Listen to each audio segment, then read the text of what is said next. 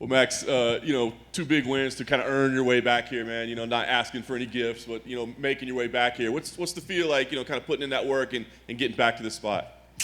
I feel great. I feel good. I mean, I've been saying it. Every fight we go in is 0-0. Every fight we attack like it's my first fight and my last fight. And I carry myself like a champion. It's not a champion mindset. It's a champion responsibility. And that's what we do. 10 rounds with a guy. I mean, does that make preparation for this fight easier or more difficult? I mean, I had 10 rounds with a guy. I mean, if you watch from the first to the second fight, two different fighters, and from the second to this fight is going to be different fighters again. But I feel good. I feel great. I feel on. I got to spend 15 minutes with this guy, 10 rounds with this guy. I've been saying it all week, man. You guys be blessed if we go above 3. I can't wait. I mean, you've been in nothing but big fights for years now, right? But the circumstances around this one, the trilogy, kind of what's at stake. I mean, does this feel like a different moment for you, or a more important moment than maybe some of your other fights? This legacy is a legacy fight, 100%. As you said, you guys all know what pound for pound ranking he is. You guys know what pound for pound ranking I am, and we're on the higher end of the pound for pound ranks, and these don't happen in the past decade, I mean, it did only once come to mind, and that's DC and Jones. So this is a legacy fight. This is huge in every way. To be honest, I really, like people calling us the main event of this card, and that's saying a lot. That's saying a lot about this fight. So that's what it is. Does this have to be a finish? I mean, given how close the other fights were and how the judges kind of broke your heart a little bit, I mean, do you feel like I gotta finish this fight? We see what happens, at the end of the day, it is what it was. You don't cry over spilt milk, like you said. The first 2 fights, even the second fight, Dana White said what he said. About half of the UFC roster said what they said. So at the end of the day, I wasn't trying to add no fuel to the fire. You let it go, you move on, and we did what we did. We're here now. Nice. Last thing for me, I know you got to focus on Saturday night and getting that win, but where does this rivalry go? I mean, do we go 4? Do we go 5? Like, what has to do to put an end to this? We see what happens, First things first is getting the job done on Saturday. My name ain't Dana White, as you know. It ain't Sean Shelby, McMahon, Hunter Campbell. I don't meet with these guys on Tuesdays, so that's their job. I'm no matchmaker. I'm a fighter. Whatever they want to do, we want to do. There's a lot of history in a weight class above me that I have, and I got a history with the guy who I consider stood the champ there. I'm a short list for Conor, and there's a bunch of dream matchups that fans want to see at 55 for me. So we see what happens. But first thing first, Alex got my full attention, and I can't wait to go out there and show the world why I'm one of the best to ever do this and to ever be in this game. Max, back here to your left.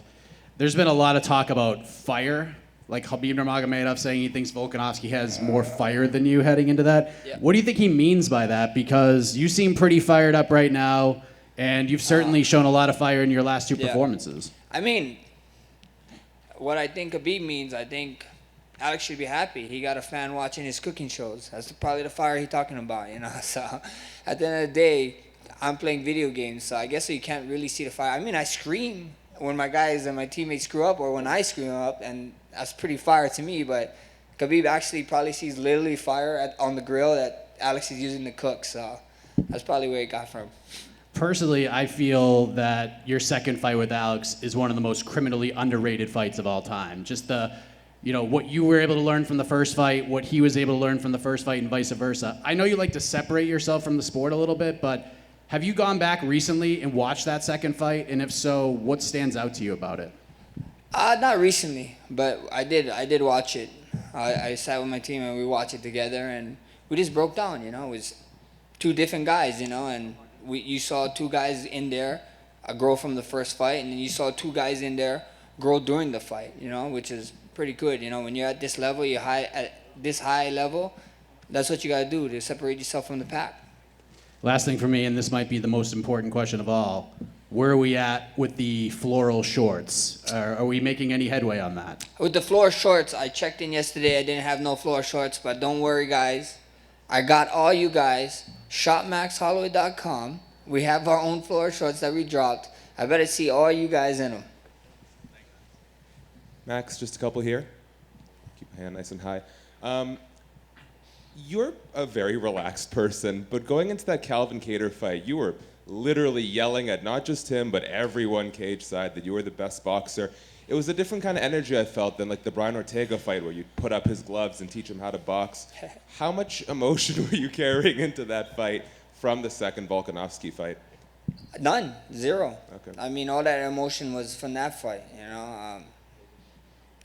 You're only as good as your last fight. A lot of people forgot about, like, you only get judged off your last fight. So, it is what it is. Kattar was new blood. He was older than me. He was calling me a freshman. You know what I mean? He said, people was saying, toting that he was the best boxer in UFC.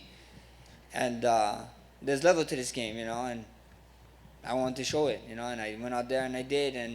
And I believe with the Kattar fight, I think so we had some fans. We had some fans in attendance, so that fired me up a little bit, So you think I was screaming then, wait Saturday night. Your boy this is the 9th island. A bunch of Hawaiians it's gonna be a Hawaiian pro crowd in there. It's gonna be insane. I would be surprised if people stay after my fight for that main event, because it's gonna be so pro Hawaiian. It's gonna be ridiculous. What's the biggest difference between the Holloway now versus the first or the second Volkanovski fight? I'd whoop both of their asses, like plain and simple. You get better. You need to get better in this game. If you stay the same, you do the same stuff, then you're not gonna grow in anything you do. Even in what you guys do. So I'm way better. I feel better. I feel great. I look great. I just can't wait to go out there and do it. Last thing, and I'll let you go here. Since you brought it up, I am also a screamer when I game. How would your wife describe you when you're playing video games? Oh, she a nutcase probably. She she hears me. She hears me to the walls. I'm pounding my feet. I'm on the second floor of the house, so like pounding my feet and screaming. So it's good fun. I'm a competitive man, and I just want to win. So when I don't win or something, or I do a stupid play, I'm like screaming at myself. Thank you, brother. Max, Hey, over Max. here to your left. Right here. Right there. A lot of fans are saying that whoever wins this fight will determine who the greatest featherweight of all time is. Do you also see it that way? Not at all. Not at all. A lot of fans, a lot of people is saying it, and do we forget the man Jose Aldo? The man got 8 title fights. I got 8 title wins actually. I have 5 title wins, and until somebody can beat his records as a champion, with the 8 title wins, then they can consider themselves the GOAT in featherweight, So I got 5 to be here against Alex to get my 6th title win. That's just a cherry on top, man. With fans and everything, it's gonna be amazing. And Josh Emmett says that he deserves the next title shot. He says that he's the #1 contender. He'll be their cage side. Do you also see him as a #1 contender to fight the winner of this one? Like I said, man, I ain't a matchmaker. I do what he do. He can say whatever he want to say, believe what he want to say. I mean, at the end of the day, Dana White, UFC, that's all their job to worry about. And all I got to worry about is one guy, Saturday night. That's Alex, and that's my full focus. Max Hey, over Max, here. right here. I'll Right go. here, Max. To the back. Yeah, just one. You're also being honored this week with the Hall of Fame, with the Forrest Griffin Award. I mean, sir. obviously every fighter I think wants to get in there for their fights and for their work inside the cage. But what does it mean to you to get this particular award? And also, will you be at the ceremony on Thursday? That award means a lot. It means a lot to me. Being able to give back to people, to show. That's what this life is about. You know what I mean? Like, especially during the pandemic, because it was insane, and seeing people go through tough times, meeting the kids at St. Jude's, giving back to the Hawaii Food Bank, all these things, all my partnerships with everyone. That's what life is about, If you can give back and inspire people, and I'm in a position to be able to give back and inspire, so why not do it, Because you never know who you can touch in that day, and I won't be there this Thursday. I'll be doing some other things, You guys can see me a little bit lighter on Friday morning, so I won't be there. But tune in for it. It's gonna be a great show. Thank you. Max over here. In that Brian Ortega fight that Volkanovski had, he had that really tight submission hold late in the fight. Did you think Volkanovski was done at that point? And were you surprised to see him get out of it?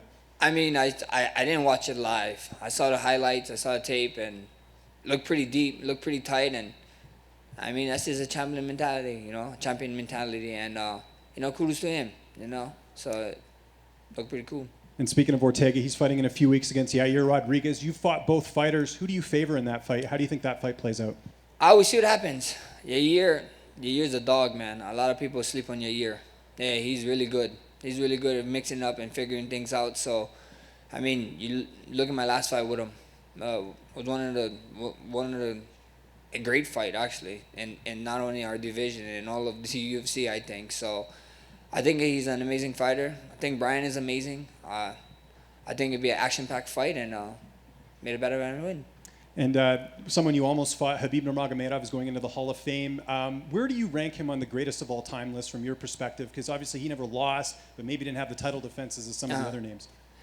I mean, I don't know. You know, that's not my job to rank. And congrats to Khabib, you know, being in the Hall of Fame. And I don't know the rankings, you know. Like I have favorite fighters, you know, and GSP and Anderson Silva is like 1 and 2, you know, so they're like right there. So after that, I couldn't tell you. Thanks. Max, right here. Just curious off the back of your comments about Aldo still being the GOAT. I guess maybe the contrarian could say he came into the UFC and was the title holder right away. You had to put together a 10-fight winning streak just to get an interim title fight, and you beat a lot of the guys he defended his title against. So do you not think that does more for your resume, even though the wins are there, but maybe not the title defenses? I mean, it's cool. You know, I got the wins, but the title defenses is the title defenses. That is the actual record. You know what I mean? He got 8 title wins. I got 5. Well, like I said, we're not that far behind him. So hopefully I can catch him. You know, we see what happens, but he's the GOAT, bro. You can't take it away. Just because he got gifted it because he came from another event that UFC bought out and he was a champion. You know, it wasn't like a gift. Like, he's like, bro, you're the champion. I'm pretty sure if they told him, hey, you got to fight for the belt, he'd be like, I'll fight for the belt. I don't give a... That's just the kind of guy Aldo is. You know, he's a stand-up guy, hard worker, hard fighter, and the GOAT. And just your thoughts on receiving that USADA jacket and kind of what the importance of representing yourself as a clean athlete means. I mean, it means a lot. You know, it means a lot. It means a lot getting the 50. I want to get the 100 times. And it just means a lot, you know. Being clean in the sport is tough, you know, especially in this one, especially in this sport with how much mental and physical training you need to go through. So it's just amazing to do it, you know, and I'm glad I'm doing my part in the sport, you know, clean sport, better sport, and having fun. Thank you, guys.